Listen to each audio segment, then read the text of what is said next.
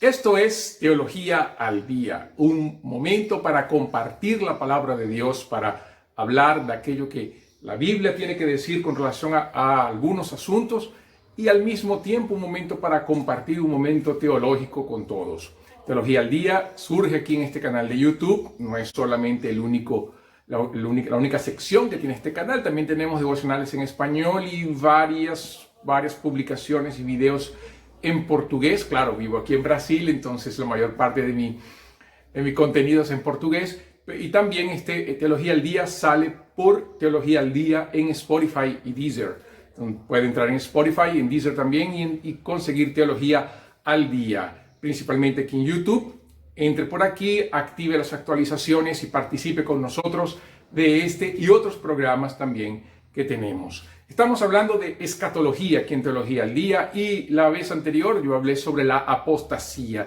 Yo quiero ahora usar dos programas para hablar del anticristo.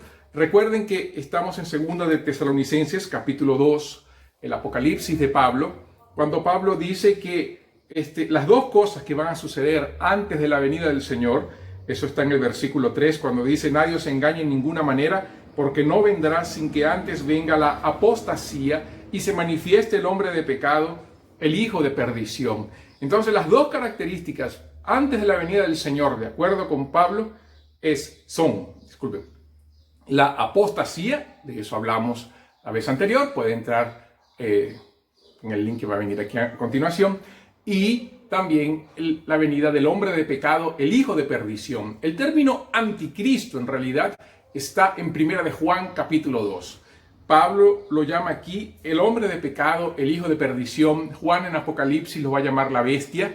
Y en su primera carta, Juan lo va a llamar de anticristo en el capítulo 2.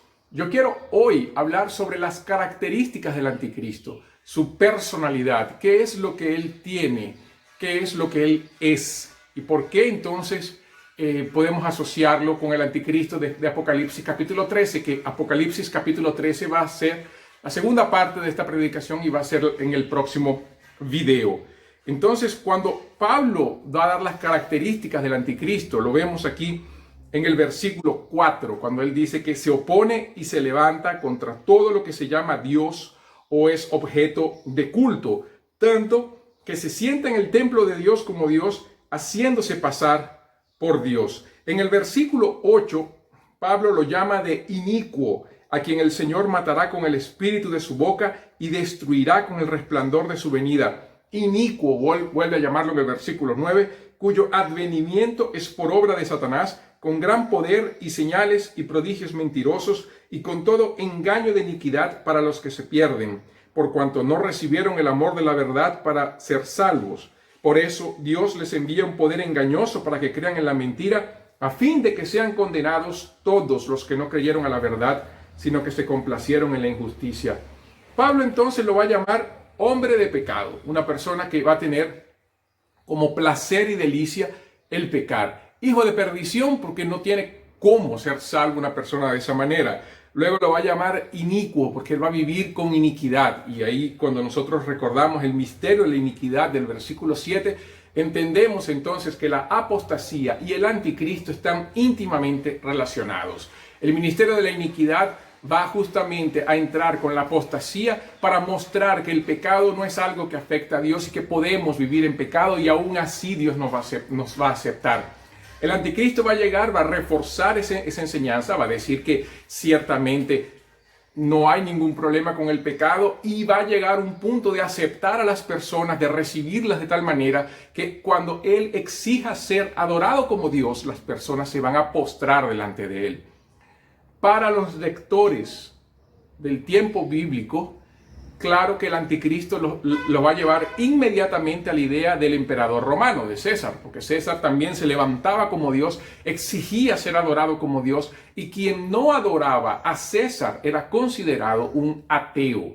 Por eso, una de las causas por las cuales persiguieron a la iglesia primitiva en el período romano era por ser catalogada de atea, porque no se postraba delante del emperador romano. Y Pablo les va a decir que así como era el emperador romano en aquella época, así también será el anticristo. También podemos ver eso en Daniel, cuando Daniel habla de la abominación desoladora, va a trabajar esta misma idea. Pablo entiende que lo que Daniel habla de la abominación desoladora, que se cumplió con Antíoco Epifanes en el período de los Macabeos, también se va a repetir en esta característica del anticristo que vendrá en el tiempo futuro. La destrucción del anticristo será por el propio Señor, pero vea cómo Pablo dice que Él se va a manifestar con prodigios, señales, maravillas. Él va a ser una persona que va a ejercer milagros. Y por eso Jesús dijo en Mateo 24 que se levantarán falsos cristos, falsos profetas, que harán prodigios y señales y engañarán a muchos. Como dije la vez pasada, la apostasía es el camino, mejor dicho, es la preparación del camino para el anticristo. Juan el Bautista preparó el camino para Jesús. Los falsos profetas prepararán el camino para el anticristo. Y ese anticristo, levantándose con señales y con prodigios, va a engañar a muchas personas, mas va a ser justamente aquellos cuyos nombres no están escritos en el libro de la vida del Cordero. Eso está en Apocalipsis 13, entonces queda para la próxima predicación. Otra característica del anticristo y la relación con la apostasía está en 2 Timoteo capítulo 3. Las características de los falsos profetas, de los falsos cristos, del apóstata, son las características, la personalidad del anticristo.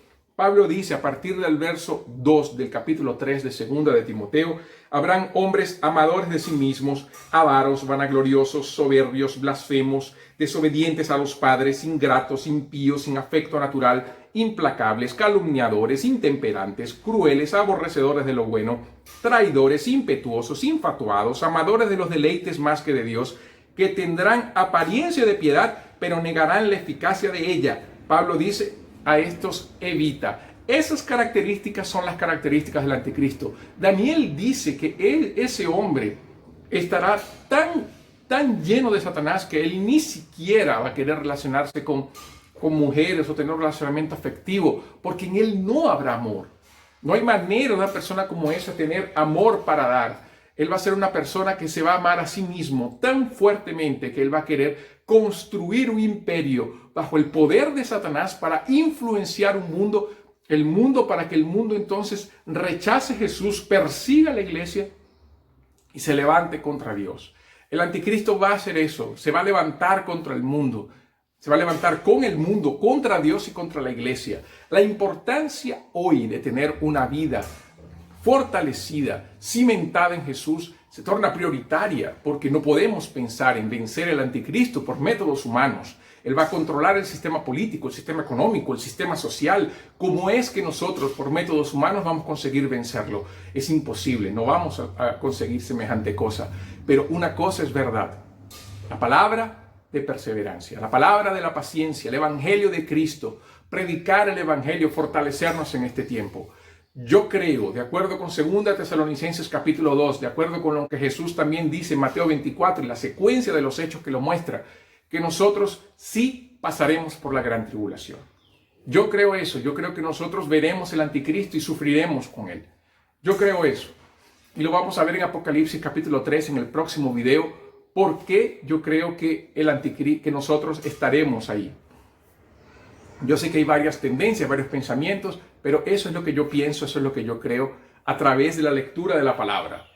Claro que el que piensa diferente está en su derecho y no hay ningún problema. En realidad, la aparición del anticristo no niega en ningún momento la venida del Señor, y aquel que cree que la iglesia no pasará, igual cree que Cristo vendrá, así como yo creo, entonces no hay ningún problema.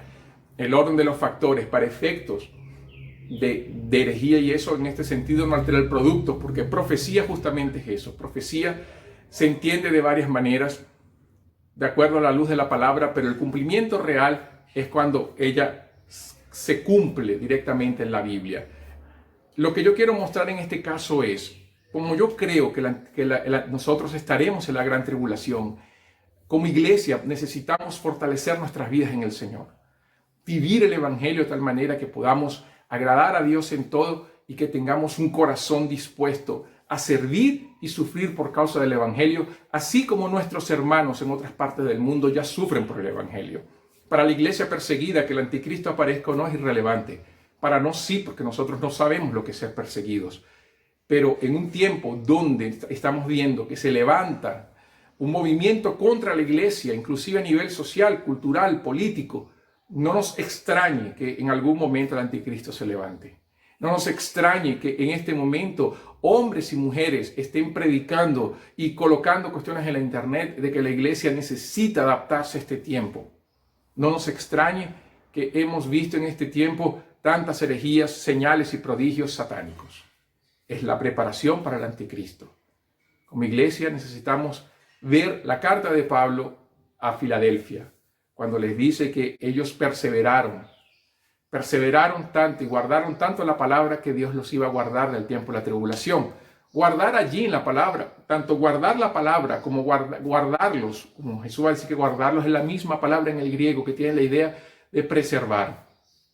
Así como la iglesia preservó la palabra de Dios y se mantuvo firme en la fe durante la tribulación que pasaron, Jesús dice, así también yo los guardaré y los preservaré en el momento de tribulación que vendrá. No es que serán libres subiendo. En realidad que ellos van a atravesar el valle de lágrimas, ellos van a atravesar el valle de sombra de muerte, cuidados y preservados por el Señor. Así como Jesús dijo, las puertas del infierno no prevalecerán contra la iglesia. La iglesia no huye, la iglesia enfrenta en el poder del Espíritu Santo.